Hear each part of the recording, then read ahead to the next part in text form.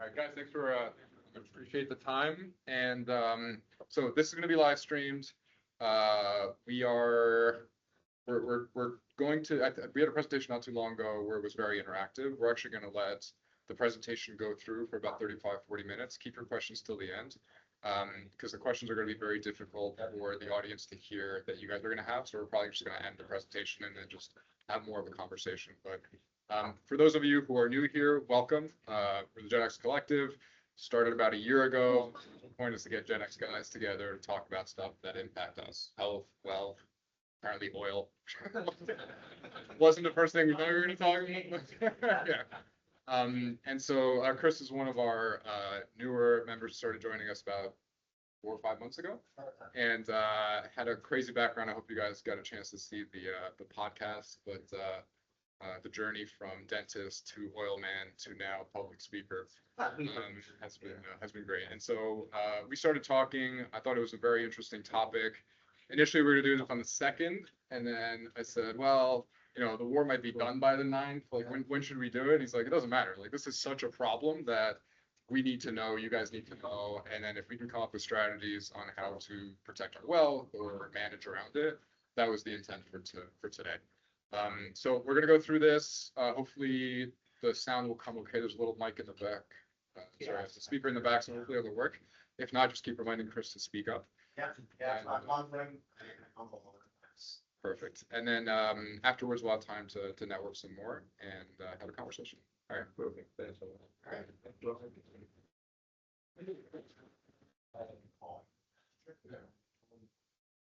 All right. Hi, guys. Thanks very much for coming tonight. If someone told me on February 28th that people would come and talk about oil on their private time, I'd say they were crazy. But thank you very much for doing so. My name is Chris Moore, and Chris Moore. I'm a board member of Prospera Energy, a junior oil company. We're in the trenches in Saskatchewan and Alberta. You may look at me and say I look like Howdy Doody took a day off at the Petroleum Club, but I have to say this is me for the last 5 years. Nobody has wanted to talk about oil, and I have put my family through pretty much daily conversations, and their eyes are rolling back after about 15 seconds. So thank you very much for taking time out of your schedule today. Tonight we're going to talk all things oil. Could you turn that down just a bit for me, please? Thank you. We're going to talk about all things oil, and we may actually end up cracking some eggs. I may step on some of your belief biases as to what you believe, because sometimes it is very emotional. It's been tied so much to environment and pollution. Some people have very extreme views on oil. I assume since you're here, you want to learn how we can make money, and that's my ultimate goal. Stick with the data. I'm going to take you through this as quickly as possible. But oil is a very complex subject. Talking for 45 minutes about oil is like me talking to my mechanic about how to fix an internal combustion engine. There's a lot to go through. I will take you for a 45-minute ride here. We all need to be up to a certain velocity so that we can have a conversation. So I'm going to start off with some basic things. It sounds like you guys have most of you have listened to the podcast, so I'll try not to repeat anything in that. Even though I am a board member of Prospera, this is not a sales pitch. There are opportunities to invest in Prospera, but quite frankly, Prospera is going to do well whether or not money in this goes to us or not. My goal is to take you through what is a very undervalued sector in a country which has been neglected, and that is the Canadian oil industry.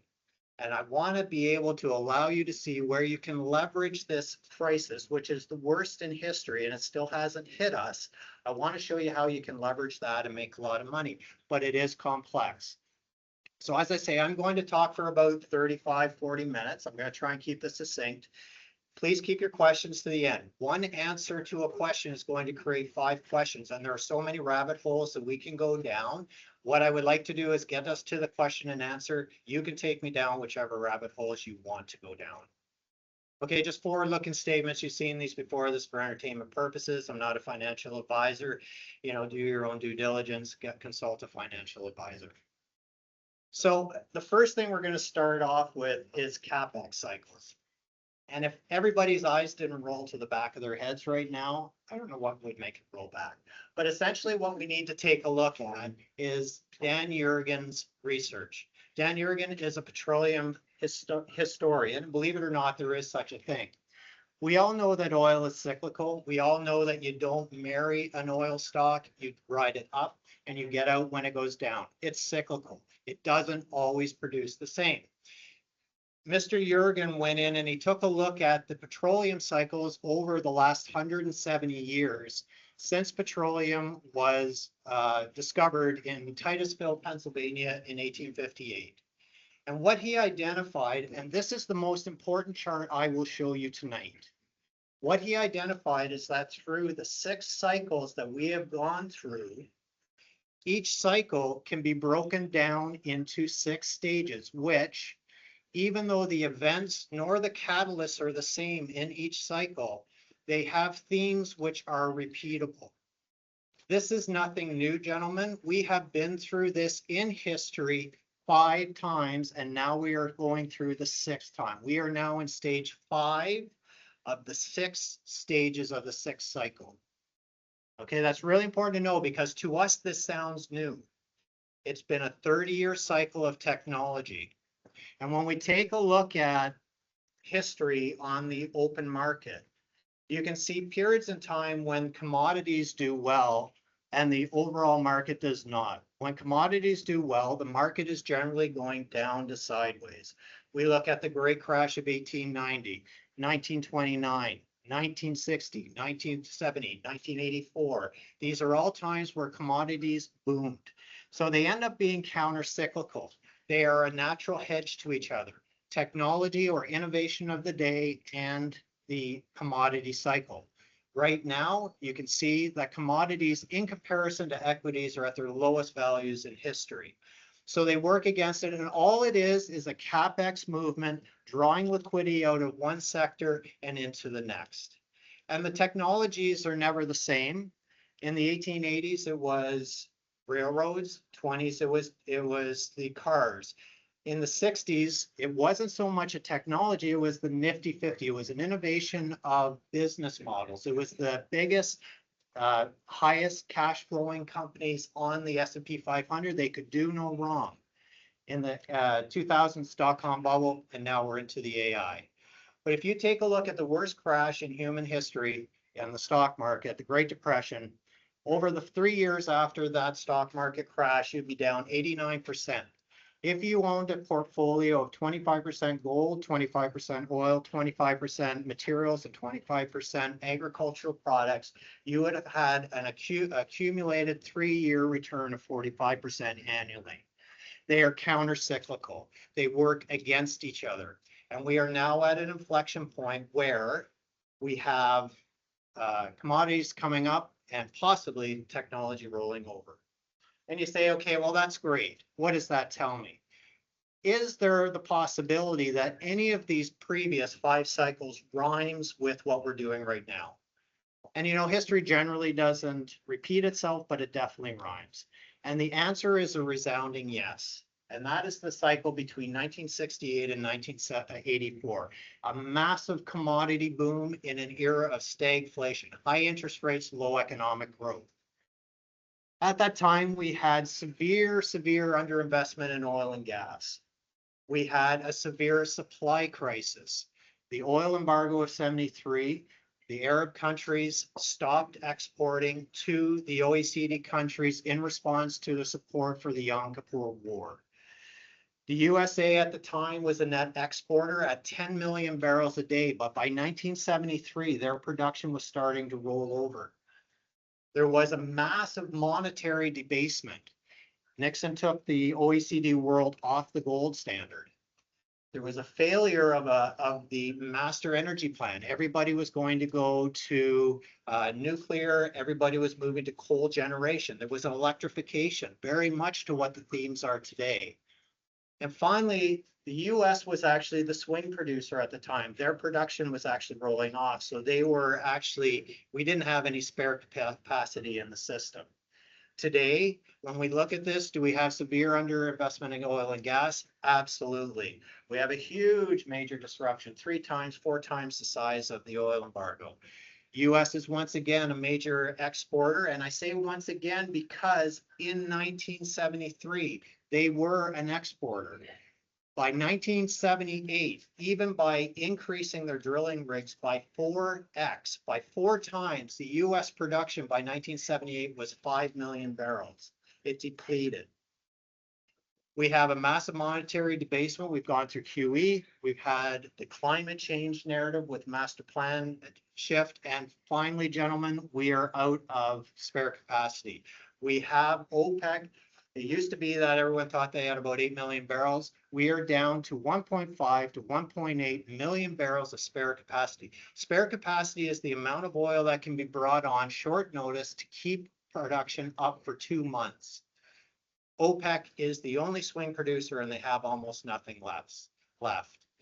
So the technology is artificial intelligence. And I'll throw this little teaser in since we're comparing to the 1973 area. Junior heavy oil Canadian companies went up 3,000% in that 5 years. We'll come back to that.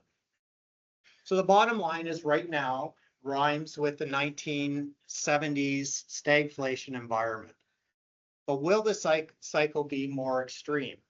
And it will be, and it has been. It already has been. Oil's gone down way further than we thought, and tech, I believe, has gone way up more than we thought. And part of that is because the shale revolution cut off long cycle. What that means, I'll get into in just a second. And the second is just the plain demonization of oil as a commodity.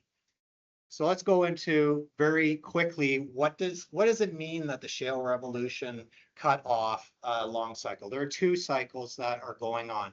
For a long cycle, it means, and some of you would have watched the podcast and heard this. So long cycle means they go out, they delineate, they find, eventually they get to production. It used to take 6 to 15 years. It is now 20 to 22 years. Because shale came on with such a prolific amount of oil, it suppressed oil prices. And as such, there was no stimulation of the big mega majors to go out and find new oil. So the end result is we have underinvested to the tune of $2 billion per day for the last 7 years. And that's showing up on the amount of oil that we've actually discovered at this point. It's gone down. And quite frankly, that's a problem because our demand profile has continued to go up. Short cycle means in shale that they are able to go into this little phone right here. This is where they were harvesting in the 70s. That's where the oil was. Now they're going into the seal, this shale seal. They're actually going in and they're fracturing the rock, but there are 2 stages to that. First, they drill the hole and they cap it. That's called a DUC, a drilled uncompleted well. And then a fracturing team comes in, they fracture the rock, and then they pump the oil out. So in the end, what this has allowed them to do is become the swing producer again, allowed them to become an exporter. It allowed them to produce up to 14 million barrels a day at this point.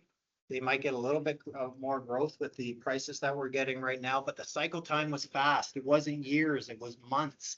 It allowed them to bring massive amounts of oil on as soon as the price went up. So for the last decade and a half, we have had super suppressed oil prices. But the problem is that they deplete at a very rapid rate, 30 to 70%. So the end result is you have to keep drilling more and more wells to be able to stay in one place. On top of that, the DUCs that we talked about, the drilled uncompleted wells, because oil has been so suppressed, they haven't gone out and drilled as many wells. All they've been doing is taking their savings account of already drilled wells and then fracturing them. They have depleted their savings account and they're getting to the point where they don't have anything more to give. And quite frankly, this is the most important part, is that US shale covered 118% of global growth in demand for the last 10 years. And the most important part is that you understand part 907. And what you say, what does that mean? 118%. So not only did shale satiate global growth, it also dealt with the depletion of the rest of the globe. Okay, the rest of the globe, our oil fields are depleting at 5 to 8% annually per year. So at 106 million barrels, we need to bring on almost 9 million barrels of new oil every year just to stay in place. Shale did that, and the problem is shale is rolling over. So shale has actually killed the long cycle, and we've been doing this for 15 years, and it's been devastating to the oil companies. So what do we know so far? We know that we're in the fifth cycle of the fifth stage of the sixth cycle. We know that the price of the commodity index is now at historic lows, and we know that oil has been suppressed price-wise by shale, but also most importantly by the narratives that have been put out by the big thinkers of the world. And right now we're in a fire, but the fire had to have kindling to be able to start. So what I want to do is take 5 minutes and take a look at what we did to demonize oil and make it so that we are in the worst energy crisis of our time. What we need to do is go back to 1972. It's a ghost of the past, and it's from the Club of Rome. The Club of Rome was formed by these two gentlemen, and they brought in all 200 of the greatest scientific minds. They created a manifesto, and it read basically like this. The world can't deal with the amount of industrialization. We don't have the natural resources to do that. So scarcity is a problem. Therefore, we need to transition off of oil so that we have enough energy to move forward. That narrative was hijacked in 2022 at COP26, and they created the Glasgow Financial Alliance for Net Zero. This was a financial agreement between institutions, 675 institutions. It was spearheaded by our Prime Minister. And what they said is that if we decrease financing to hydrocarbons and we increase financing to transition, there won't be enough hydrocarbon to fuel the ICE engines, and we will transform into a newer energy. The bottom line, though, the big kicker is they said, if we don't do that, we're going to die. But you can't get more extreme than that, excuse me. They also recruited the IEA, the International Energy Agency. Now, the IEA is in fact supposed to be the main forecaster. And back in 2024, it was starting to be suspected that they had political motivations. Emmanuel Macron came out in February 24, and he said the quiet part out loud. He said that the IEA is acting as the armed wing of the energy transition. But in the end, they were supposed to be a forecaster, but they became a political advocate. They were supposed to give good advice, but they started into narratives. The new no new investment fallacy, the fact that EVs were going to take over the world, and the most damaging is this imminent peak demand. And for those of you who have watched the podcast, I'll just go over this really quickly. Bottom line, this is from Arjun Murti at Veridan. This graph shows it all. The lucky billion of us burn 40% of oil in the world. The unlucky undeveloped or developing world burn 60%. All right. We know that economies are energy transformed. We know that the world is burning 107 million barrels. 1 billion of us burn 40% of this, and 7 billion burn 60. The 1 billion of us burn on average 12 barrels per person per day. The undeveloped and developing world burn 4. So in order for them to get up to our status of living, our affluence, they would need to burn 180 million barrels per day more than they do right now, adding on to the 107. That represents 180% of today's demand. So that's undoable. There would be a price incentive to move to a different technology. And we know that as a rule of thumb, basically oil demand increases at half the rate of GDP. So if you get 3% GDP, you're going to get 1.5 million barrels of oil growth. But make no mistake, we're not at peak oil regarding demand or supply, but what we are at is cheap oil. And I think that this war has basically been the match to ignite the next stage. So we know that the kindling is that the shale revolution killed investment. We've got the energy transition narrative. We've got the inventory releases of 22 and government manipulation. We've got demand narratives coming in from the IEA. We've got bad math and the GFANs coming from the various institutions, and we don't have any spare capacity. And the sad fact right now is that we harvest 15 times more oil than we are discovering today. You want to talk about siphoning a savings account. That's exactly what the whole world is doing at this point.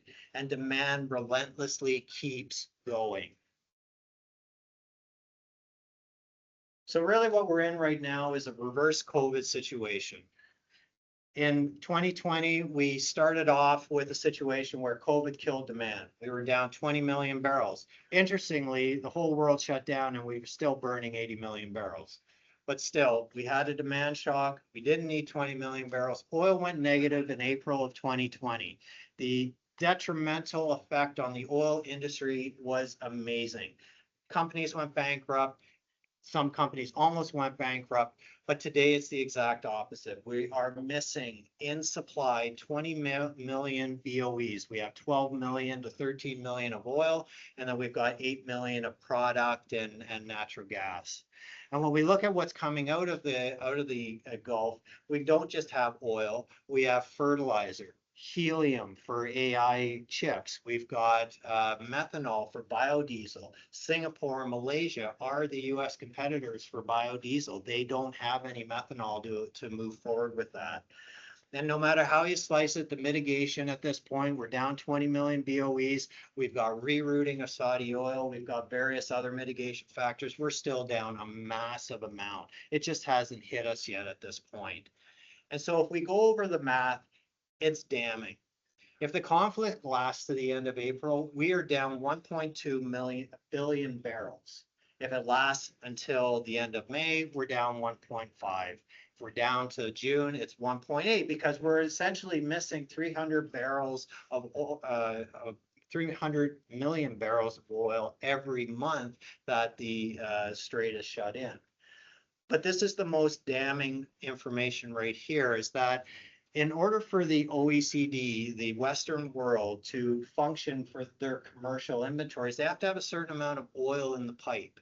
All right. And that is 842 million barrels. The actual amount of commercial available oil is reported to be 1.02 billion.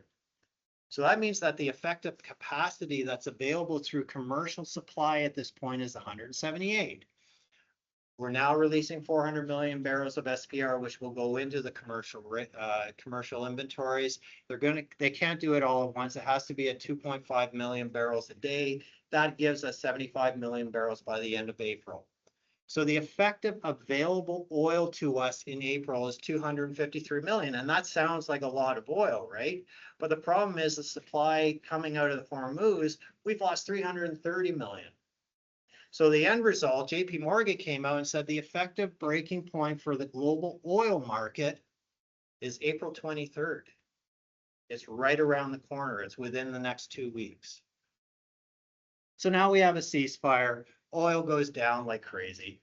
And everybody's been waiting for the tweet to take it on, to see the Trump taco and watch the US pull out. But I don't know if it's past that at this point. But let's go over the math again. Crude oil production shut-in volumes, the lost total between March and April will be about 600 million barrels. Let's say all the tankers behind the Strait of Hormuz start to move. Let's say that they're let through. So now they've got to get to their destination. That's going to take 35 to 45 days to transverse. Then when they empty at their ports, they need to come back to get more. During that 70 to 90 days, the storage units in the Middle East are still full and production is still shut in. That means we still have 330 million barrels shut in for that 70 to 90 days.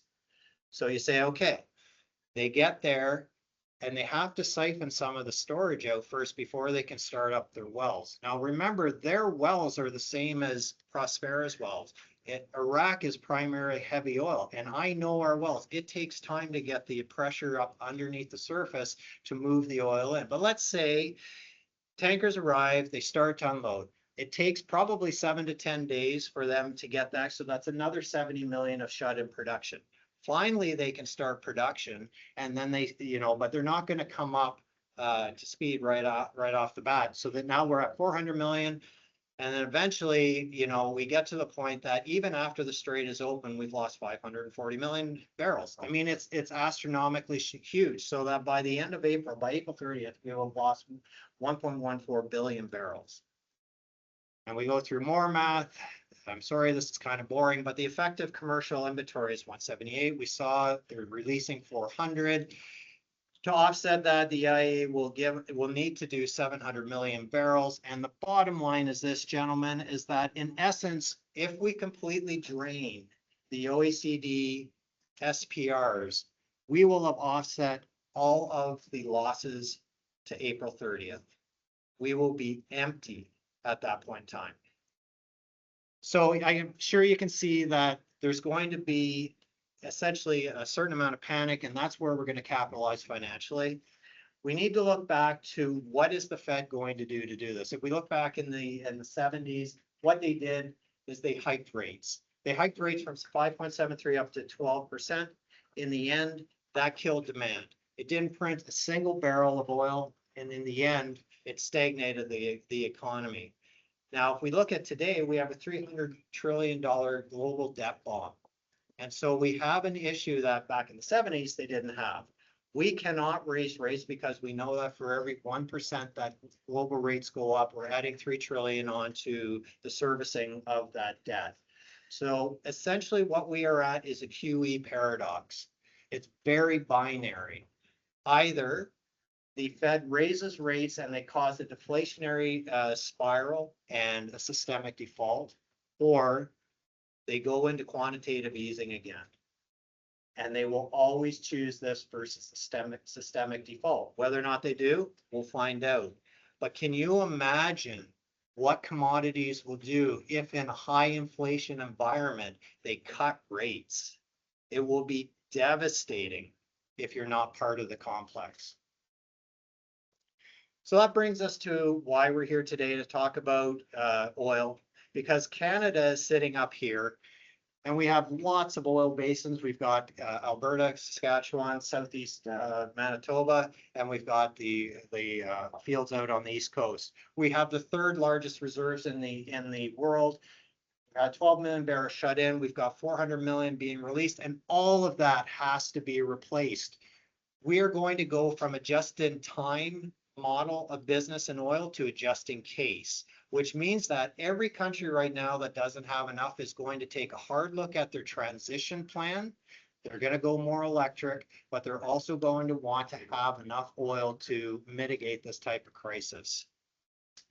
And the infrastructure reality in Canada is, thank goodness we got the TMX bill, because it gives us access to the Asian market. We have most of our oil going down into the south, and we do pay a differential for that.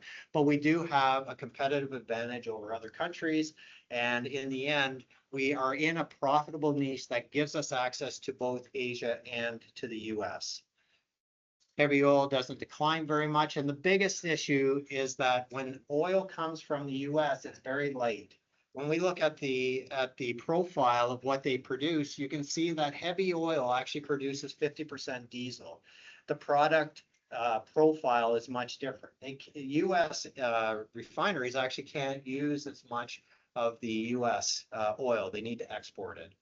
So we provide something that's very, very important for the general economy. So how does that translate to investing? If we take a look at it, you can do upstream, midstream, or downstream. All that means is if you're going upstream, you're looking at the producers. If you're going midstream, you're doing the pipelines. And if you're going downstream, you're looking at refiners. This is the XEG. This is an ETF of the Canadian largest producers. And you can see that it's challenging technically. It's all-time high. This is the midstream, the pipelines. You can see that they just broke out of their all-time highs. They tend to be lower growth than throwing a dividend. And then you have refiners. We actually only have Cenovus that has a refinery, so I had to pull on the US refinery. But you can see that it technically is broken out and is challenging its price target at this point in time. So we tend to focus on the main alpha, if you will, and that is the oil E&Ps. Today, our oil E&Ps are trading at historically low multiples. And that is not even, that's even before you compare them to the US companies. So if we take a look at the large cap, this is Suncor Energy. Again, technically it's broken out of its base. And if it challenges its technical price targets, we should look at a 4x in price. And that's pretty darn good for a company that's large, stable, doesn't fluctuate very much, has massive institutional involvement. If we then go to our mid caps, this is Surge Energy, which is a mid cap. Great, great company, high volumes, buying back stock, paying off debt, throwing a dividend. But you can see that their chart is totally different. They still haven't even retraced 30% of where they were to begin with. If they challenge their all-time high, we have a 10x environment. And I expect these to challenge that high, as every oil company does in a change in regime and an increase in the oil cycle itself. And then you look at the juniors. This is Prospera's chart. It's not very pretty. They have been thrown out with the baby and the waste water. But if it challenges its all-time high, we have a 40x. And you say 40x, like, come on, there's absolutely no way that that is going to happen. And here's the slide from before. During the 1973 to 1980 run, Canadian heavy oil junior companies went up 3,000%. They 30x'd. And you say, okay, well, why is that? So you say, okay, well, let's do another math exercise. You guys are going to be sick of math here. Let's assume a scenario where oil goes from 70 to 90. Okay, not very much of a spike, but we have company A. We're going to call it Lightco because they produce light oil. They break even at $50. Oil's been sitting at $70, so they've been making a profit of $20 for every barrel that they bring in. And then we're going to get company B. We're going to call them Heavy Co. And heavy oils break even, let's say in this scenario, and this is just hypothetical, let's say it's 69. So for a $70 barrel, they're making $1 profit. So you say, okay, what happens if we get a $20 appreciation in oil? Lightco loves it because now instead of making $20 a profit, they're making $40. So they get a 100% increase in their profit. The heavy oil company, however, goes from making $1 to $21. All of a sudden, they have a 2,100% increase. So what happens is that heavy oil juniors are very levered to price, to the upside, but also to the downside. It's been painful for the last year, sitting around 50 when we knew that it was suppressed. So with a $20 price spike, a heavy oil company in this scenario, and this is just hypothetical, would have had a 20x difference in its appreciation compared to a light mid cap. So when I take a look at our chart and I say we could 40x, that's possible. Mid cap could 10x, that's possible, depending on where oil continues to stay. So with that, I'll just do a little thing on Prospera here. We're a bit of a different oil company. Again, for some of you who watched the video, we do not drill.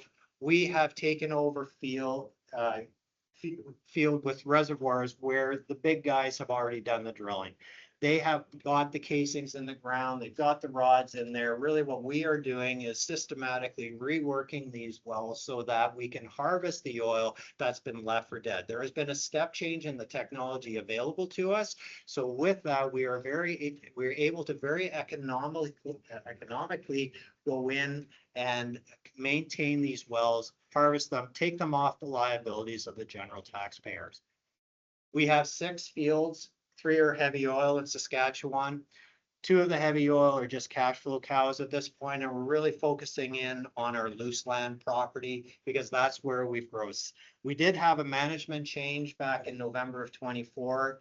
We changed the board, we changed management, we brought Shabam Garg in, and as I say, we've changed the board. But our facilities were made by Nexen, which is a subsidiary of Occidental Petroleum. There's no way a junior oil company ever has this stuff. They are state of the art, old, but state of the art. This is our CEO, Shabam Garg. He is one phenomenal young man. He is intuitive, smart, driven, and I am very pleased to have him leading our group right now. This is the graph of our loose land property. And quite frankly, we've gone up 4x. We're expecting to 8x over the short period of time. This is where we're focusing all of our capital. It is a very prolific pool to be dealing with. When we took over management and the board back in November, we made a conscious decision that we were going to be what we term as ruthlessly transparent. What do I mean by that? Every month we do a conference call where Shabam and our CFO, Chris Ludke, sit down and go through the month's progress. We also report in a key wells report. This well report gives the average investor a breakdown of every single well that we're working on, shows what we have done, what we haven't done, what's working, what isn't working, to give everybody the transparency that they need to make a decision. This is unheard of in the oil industry, but quite frankly, Shabam is setting an industry precedent. And as an investor, it's important to know, because I'll tell you what, when I invested in oil to begin with, I had no idea what I didn't know. So we made a point of saying we're going to be ruthlessly transparent. We also allow people to see the financials of our wells so that they can better gauge our go forward expenditures. And we produce graphs like this. So this is one of our star wells, 16 of 7. And you can see we reworked it in August of 25. This well produced 5 barrels a day way back 20 years ago. With a step change in the use of recycle pumps that Shabam has actually spearheaded in the industry, we've been able to get it up to 30, and it's just continuing to cash flow. Likewise, 4 of 17, we have all these wells that they just keep coming up with no depletion. And you sort of say, okay, ruthless transparency, we've got to show graphs like this. This is a well that it looks like we're having problems with, but we tell the investors that. But in fact, what's happening here is well 2 of 33, the big guys tried to do this 20 years ago. They walked away. They couldn't stop the sand from sloughing into the wells. What's been happening since January is we've been pumping oil back down to get the oil out of that zone. I showed you that zone where you have shale, and then the pay zone in between. What happens when you go into a heavy oil field? You go down with the pipe horizontally, and it's just like when you're building a sandcastle and the big wave comes in and takes all your sand away. When we bring oil into that tubing, the sand comes with it. And what happens is you run the risk of sand sloughs. When you get sand sloughs, you can't get it up, and it just clogs up the pool. So what Shabam has spearheaded is we're using recycle pumps, which take oil from the surface, hot oil, pump it down to mix the slurry and get the sand out. In this case, the reason we haven't had any production is we're producing so much sand, and we want to produce sand, that we've actually not been able to get any oil out of it. But once we get all the sand out, the oil pours in. Ruthless transparency. But this is our debt stack. We're in the process of a massive rebalancing of our debt to equity stack. Anybody who's been following our company has noticed that we've had many vendors that we have accounts payable with that have been doing debt for equity shares. We've been releasing that to the general market. And we also have a big movement to move our subordinate debt that way as well. So in the end, when you take a look at what we had talked about with light co and heavy co, let's take a look at Prospera sensitivities. And this is a very poignant thing, that at $58, we don't work. We're making zero money, and it's been hard. It's been hard for the last year. At $100 oil, we throw $21 million of free, clear cash At 150, we throw 46 annually, and at 200, we're throwing 71 million. All right, from 0 to 71, and it's only a fourfold increase in price. And you say $200. Are we ever going to see $200? I don't know. Possible. The Strait of Hormuz couldn't be closed apparently as well, right? So it's eyes wide open. When you get into this, this is the alpha play that you'd be looking for if you're going for something bigger. You have your mid caps, which give you steady beta, lots of potential growth. But we are a more high tech or high torque aspect to it. And as just a final case study, I will leave you with, back in 1973, there was a company called Great Oil Sands Company. Okay, and they were, for the first 6 years of their life, a financial disaster. They were backed by Sun Oil, which was an American major. And in the end, when the embargo hit and oil quadrupled, and let me remind you, if oil quadruples from $56, it's at 200. Once the oil revenue came in, they took off, and they ended up becoming Suncor Energy. So if you had bought a $20 share back in 1970, given the dividend reinvestment plans that they had available, that would be worth $10,000 or 500x 50 years later. 1 in a million, but that's real. Thank you.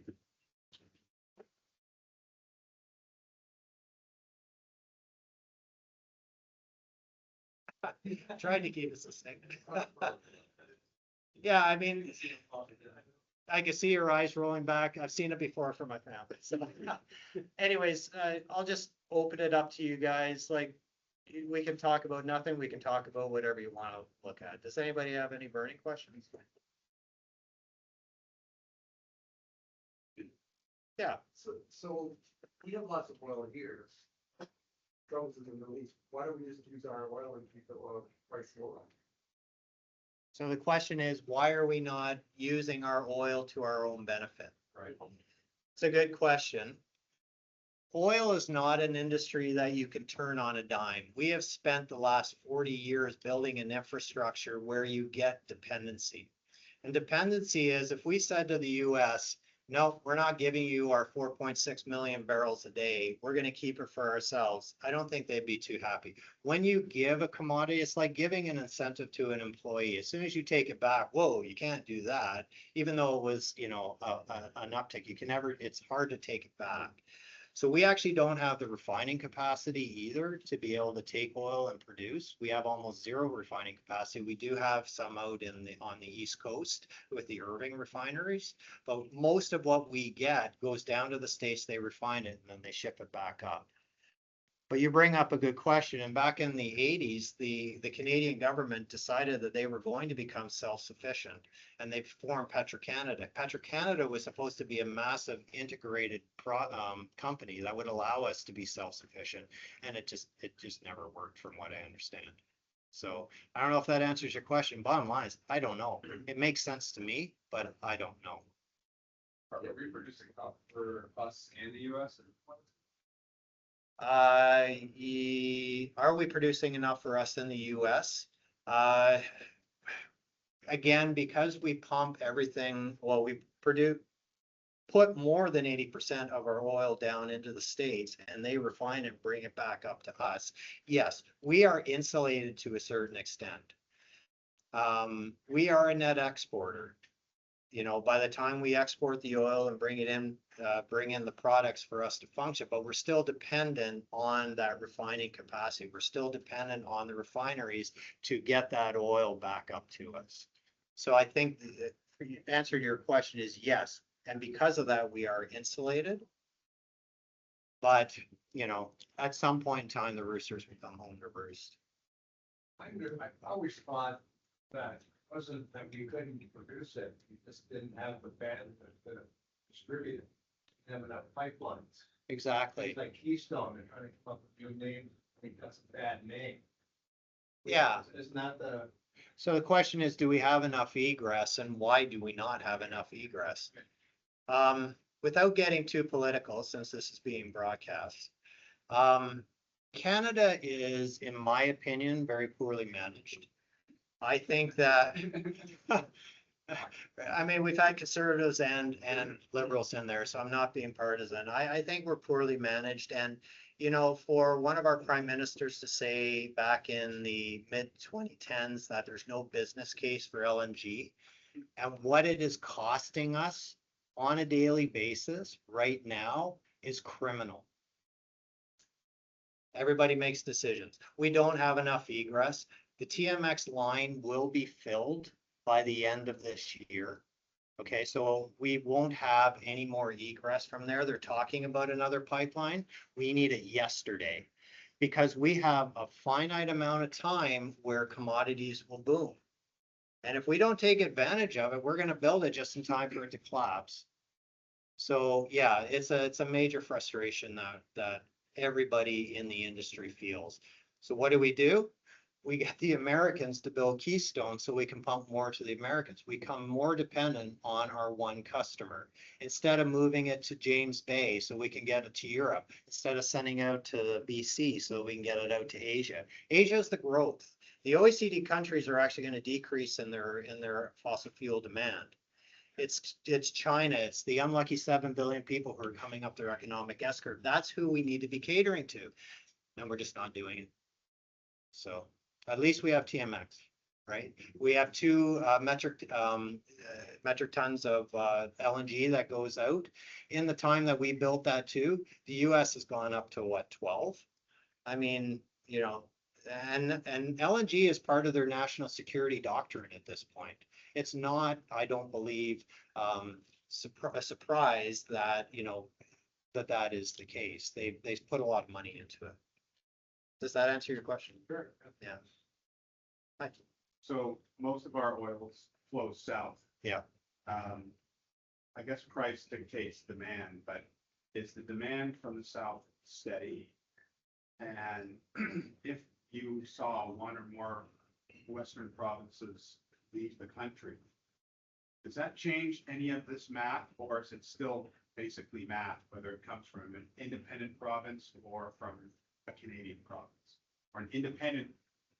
You know what I'm saying? Yeah, the question is if Alberta secedes, Sure, you know, maybe Saskatchewan. and maybe it's Saskatchewan. Does that change any of the math, or is it still just dollars and cents here and it doesn't change? Yeah. More energy or more of the oil flowing south? And does that change any of the math on what you presented? Yeah, I don't know. I mean, I'm obviously not a political analyst or anything, No. but I think that we do know that our demand is insatiable. We want more of it and more of it and more of it, and it's a global commodity. So if Asia is growing and we don't have enough of that commodity, the price is going to reflect the marginal barrel that goes to Asia. So in answer to your question, whether or not the politics affect it, I don't know. It does become a supply and demand. I do know that we are heavily dependent on one customer who has become more increasingly hostile, but we continue to send that oil down. Saskatchewan, I know Shabam met with the Minister of the Environment. They have a mandate to get up to 1 million barrels per day. They're now at 600,000, so they have been incredibly supportive for us. Most of that goes south. It goes through Hardisty, down the pipelines, down, they refine it, comes back up. So I can't comment on that, but I do know that our appetite is insatiable. What they don't refine and send back to us, it gets exported. The world needs our energy. It's just a matter of how we get it, whether or not it goes through the States or out as oil through the TMX. Follow up. Yes. We're not building any refineries, and I don't know if that's possible, but if you did get an independent Alberta and they decided they would build refineries, what does that change from having the refining capacity here versus relying on it in the Gulf? I don't know, that's a bit out of my wheelhouse. Okay. I don't think I can comment on that. I mean, it makes sense that if they were able to export product, the question always is egress. How do you get it out? It means if you're creating product, you have to have a dedicated product line, which means it's got to get to one of the coasts. And if you're seceding, you're either going through the States or you're going through BC, right? So, you know, I just don't know. Cenovus does have a refinery in Illinois. Irving does have a refinery on the East Coast, but most of the product comes in on the East Coast from the States, right? That's the most ridiculous thing about, and again, try not to be political, but Quebec doesn't want a pipeline, and yet they import all their product. Well, come on. So why is it that we don't have these refinements? What is so difficult about, I understand this, you still probably take 5, 10 years and several billions of dollars, but is there something stopping them from building?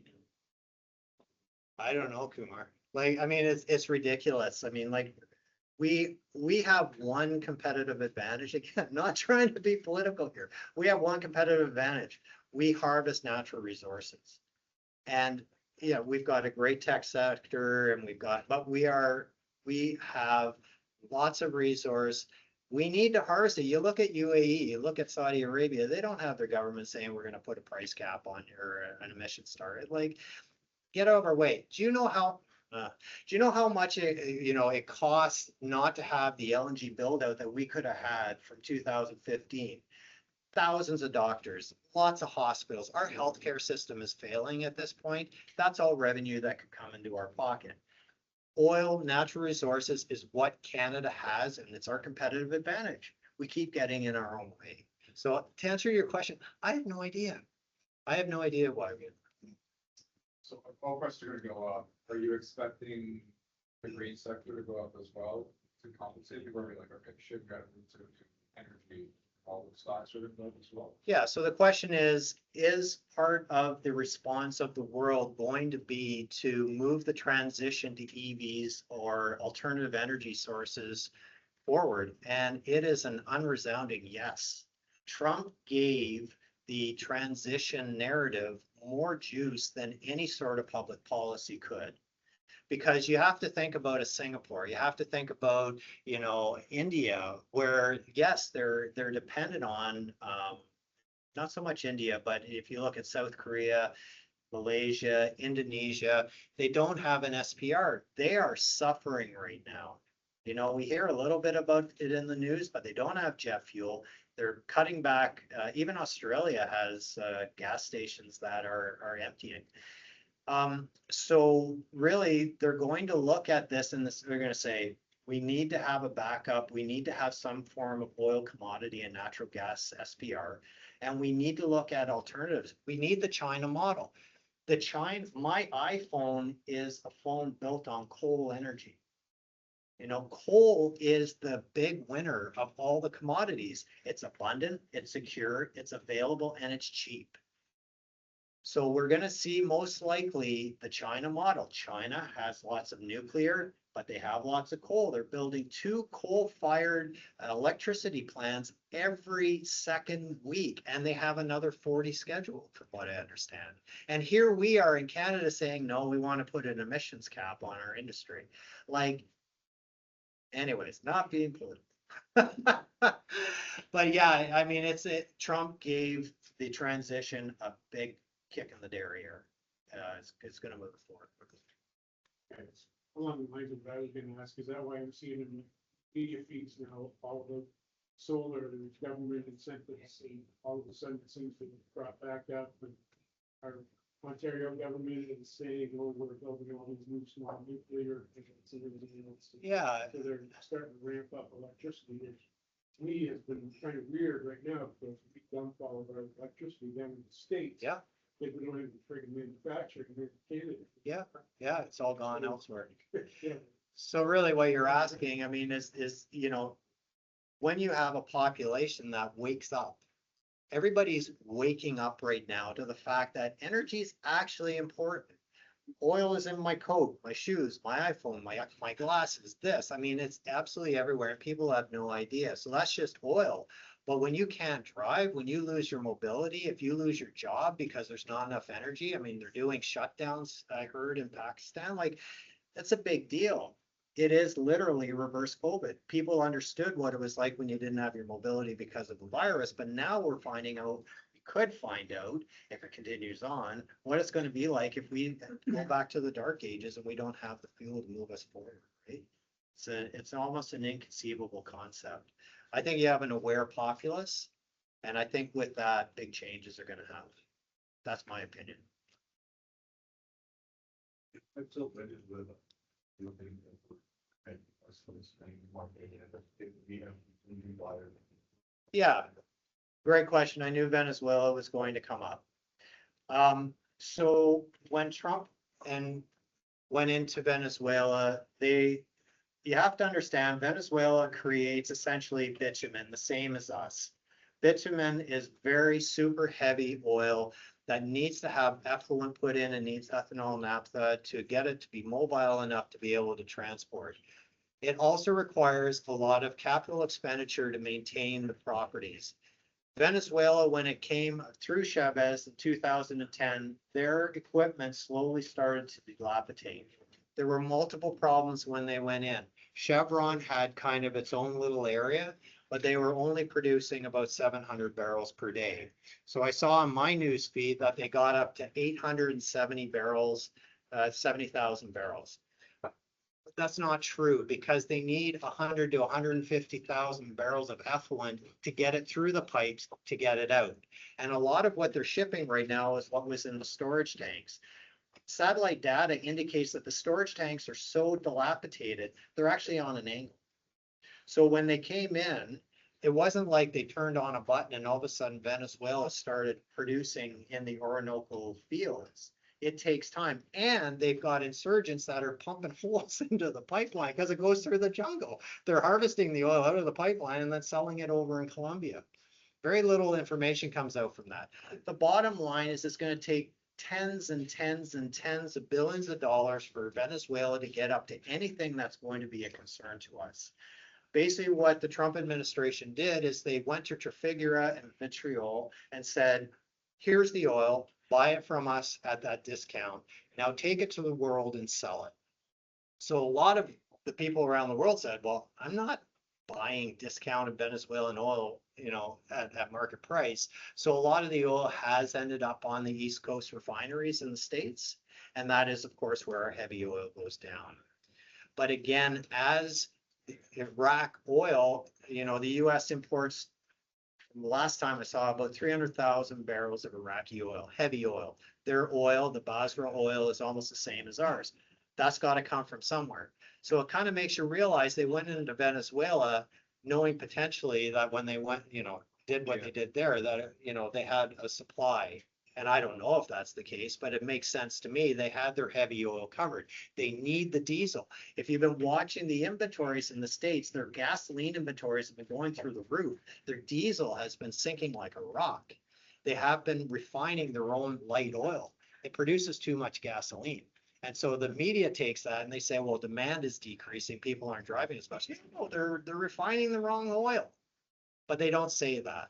So Venezuela, without this massive amount of capital expenditure and investment, is not going to be a threat for Canada. It might affect our differential, right? Because Canada gets a certain amount of money taken off the Western Texas Intermediate price. So our differential can flex. It blew out to $50 in COVID, and the price of WTI went negative. That hurts, right? So it might affect our differentials, but so far so good. We're sitting at $14, which is really, really good. Part of that has to do with the TMX being able to move it out to the Asian. From an investment perspective, it's a oil producer go up, green energy is going to go up. Other than us as consumers, who else are the producers in the space? Like inflation is going to go up, so our dollars are going to be less. Is there like the opposite side of it? Well, from my takings of all my readings, is the counter cyclicality of technology of the day and the commodities is a big concern. If you take a look at the dot-com bubble, it imploded in 2000, March of 2000.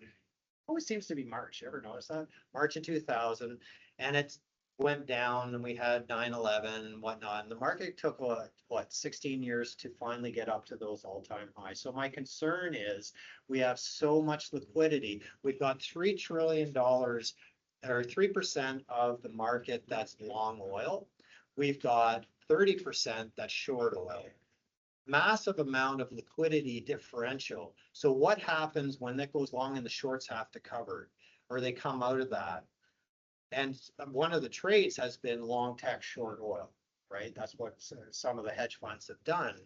So if you have this massive amount of liquidity that's short and they have to cover, maybe they already have covered. I don't know. I don't follow it that much, but the bottom line is, you know, if you look at the US right now, they say, okay, well, the price of oil's gone up. We're really doing well because we're a net exporter. Yeah, you're doing great on an income standpoint, but you're not doing well on a wealth standpoint because you're going to get that implosion of technology potentially, and you're definitely not doing well on a sovereign level because you're going to have to raise interest rates because don't forget, every $10 that oil goes up, it increases inflation by 0.5%. That affects our inflation profile and the central bank, and that's where the QE paradox comes in. It's very binary. They either do QE or they raise rates into this. Raising rates doesn't print any oil, it kills demand. If they raise rates, they cause a systemic default. If they print, commodities go through the roof. And then it just becomes a liquidity trap. So every $10 oil goes. Half a point of inflation. So it's gone up 50 points, $50 basically. So you're adding 2.5% of inflation on it, right? And in fact, I went to the bank to talk to my manager 3 days after this came out, and I said, you know, I want to talk to you about the loans I have. I want to set a fixed rate. And she looks at me and she said, why? You're getting prime less, whatever. I said, well, we've got this crisis coming down. I sit on the board of an energy company. I see this coming. And she said, oh, really? And that was it. I'm like, don't you want to know? like you're not even my family. Like, come on, don't you want to know?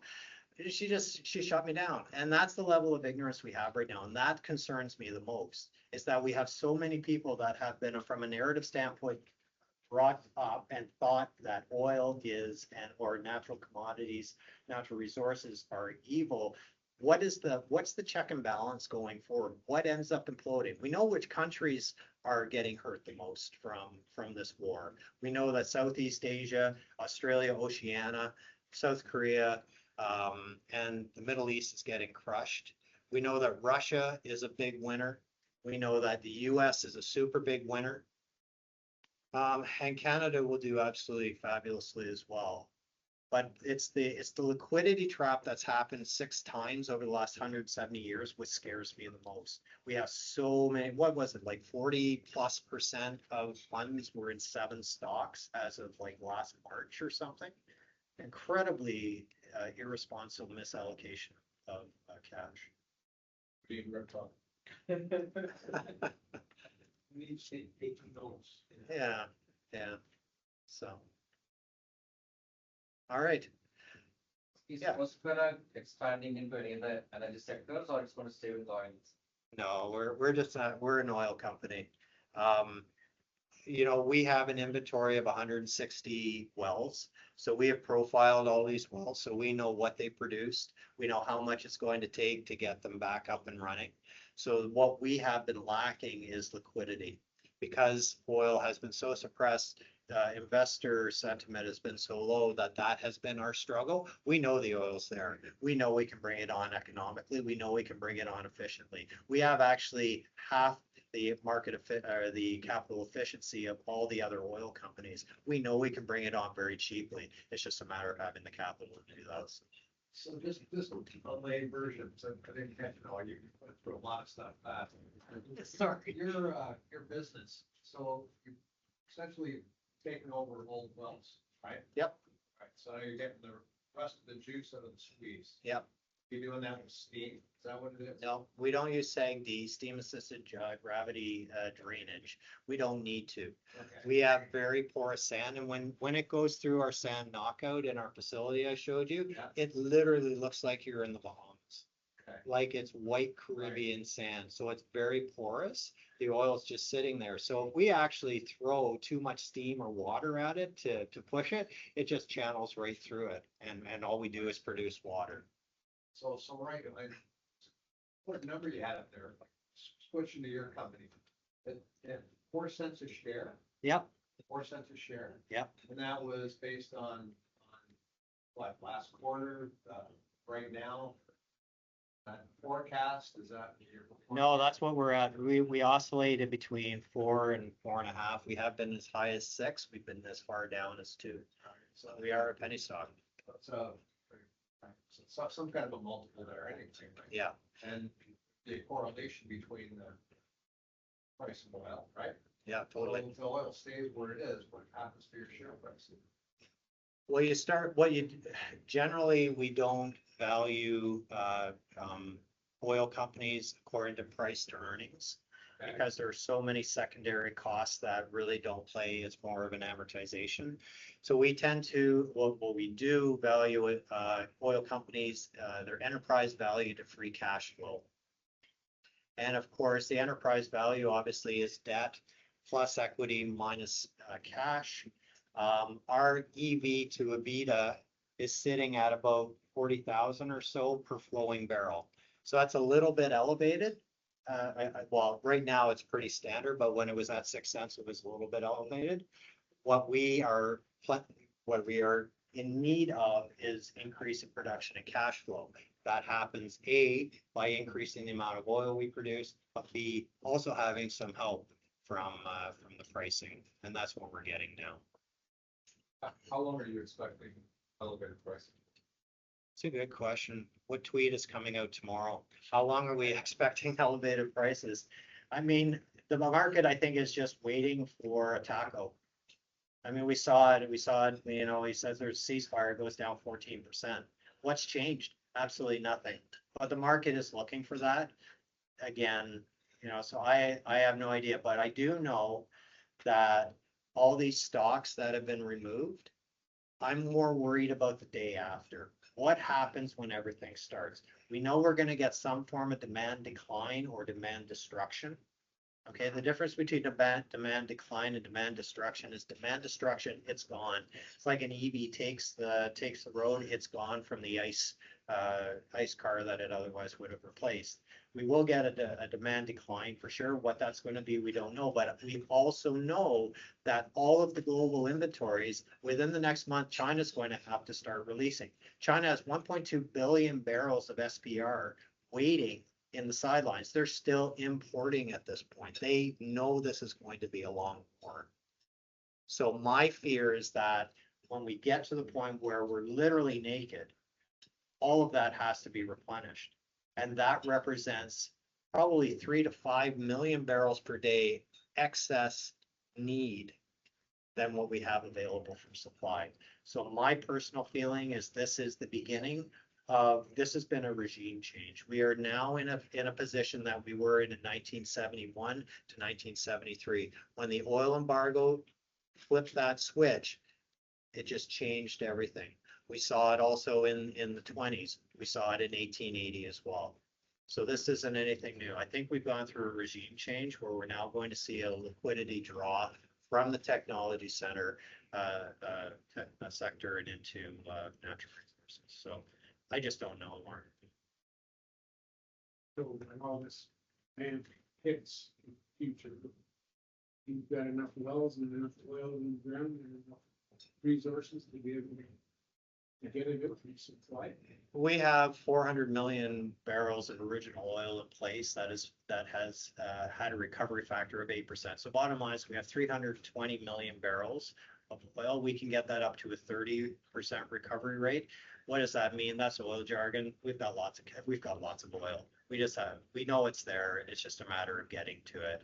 We have a reserve life index of about 28 years right now. Yeah. If things get resolved in the Middle East over the next number of weeks, even though and tankers start flowing again, and you've outlined there's still this 70 to 90 day delay. Yeah. Which will probably keep prices elevated for a while, but then eventually things will settle. Where do you think, given the other data you described, which is demand and some of the ability to replace that demand being challenged, and from my company standpoint, because you have to look at this, where do you see the price maybe settling Band. in another band that's maybe not as wide as now, but not as low as we had 3 or 4 months ago? What do you kind of model out for that? Yeah, so we are going to see a drop. When you have 180 million barrels that's stranded in behind the Strait of Hormuz hit the market, and we don't know how much demand destruction has happened, we are going to see a drop. But when you're at 120, 130, which we probably will be, but in the next few weeks, to drop down to 70 is a huge drop, right? But then it comes down to how long are we offline?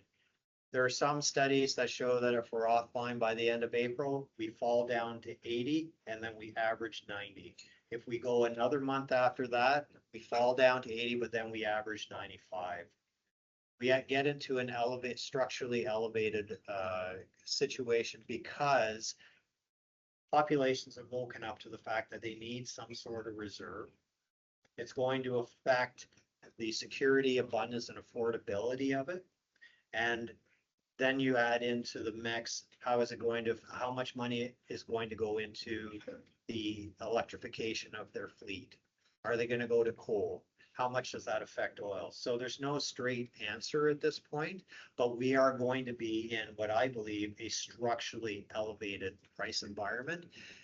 Don't forget, the IEA was calling for a 4 million barrel a day glut starting in September of last year. Inventories did not start to build until February, countercyclically. The IEA has done a disservice to many, many people. They are our main forecaster. So you ask me what I think is going to happen. That's what I think is going to happen, but I don't know. What I do know is our reserves are gone. And that has to be replenished just from a security standpoint. I mean, that's really what lost World War I for the Kaiser, is the final bombing of the Turkish oil fields because it cut off oil. That's actually what ended World War I. So from a security standpoint, a national security standpoint, it is very important that countries establish an SPR, and that's going to take productions.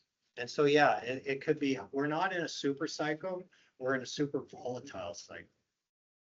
One other follow-up, and that you made a lot of sense there, is we haven't talked about Russia. So they've been pretty much out of the market for the most part, or selling it well below its spot prices just to get your oil out. And if that changes, if that gets normalized and Russia's able to come back on the market, I imagine they've got a lot of reserves.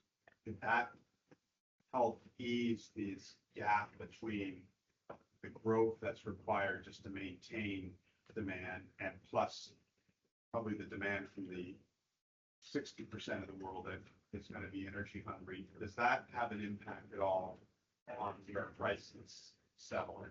Totally. You know, interestingly, on January 18th of this year, the EU put their mandate through that they would not import any products through that were Russia. So India, Reliant Energy, no longer took in oil, and hence they started this process. Russia was trading at Brent less $30. China said, you know, okay, we'll take you, but you sit out in front of us. You pay your $100,000 VLCC, your very large crude carrier fee. And when you get desperate enough, come on in, we'll take your oil. So China's just been, you know, I'll take you today and you tomorrow, just soaking it up. And they've built a massive inventory. Now they're getting Brent plus 5 because all of a sudden, you know, they have the wherewithal because the sanctions have been removed. So to your point, what happens if the war in Ukraine ends? And what happens if they have adequate access to global pricing? Russia wins. Yeah. Russia wins. But then you start thinking about demand. Assuming everything returns to normal, let's just a hypothetical situation, everything returns to normal. The war ends. Next year, everything's fine. We will grow by, you know, we'll probably have slower growth, but let's say we grow by 1.5 million barrels. We're also going to deplete all of our global reserves by 8 million. So we have to come up with 10 million barrels. We've got Venezuela. We've got a couple places that are coming on. We've got I can't remember, but we've got a few big reservoirs that are coming on, but after that, there's nothing. So we need Russia to come on. We need all the energy we can get. All energy is good, whether or not it's green or whether or not it's oil or coal, all energy is good because our civilizations require it. Does that answer your question? Yeah, I mean, it sounds like there's still the underlying demand that we've had probably lower than we should have had energy oil prices.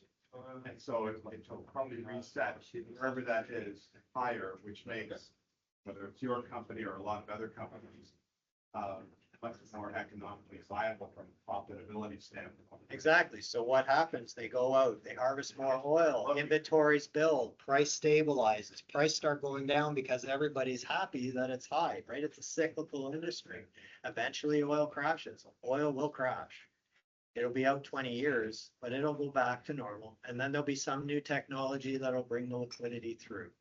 And understanding that liquidity movement is really, really important so that you can get the inflection. Right now, we're at the inflection, in my opinion. It's just taken a lot longer than I thought, because I thought this was going to be 2 years ago. Hence why I'm so invested at this point.